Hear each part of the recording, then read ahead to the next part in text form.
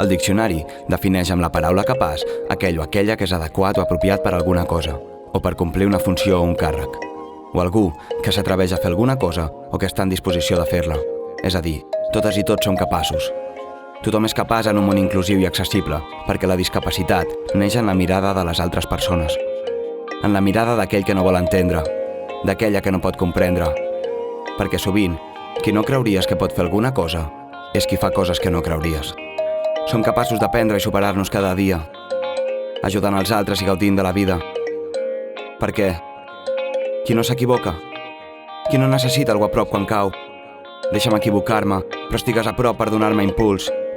La vida es tracta d'esforç, il·lusió i perseverança. La meva, la teva, la nostra. Així que, cap mur ens farà defallir en la nostra lluita. Un món on totes i tots siguem mirats amb els mateixos ulls i valorats per les nostres capacitats. Perquè, si ets capaç de creure, ets capaç de vèncer. I, si ets capaç de somiar, seràs capaç de crear-ho. És a dir, som capaços.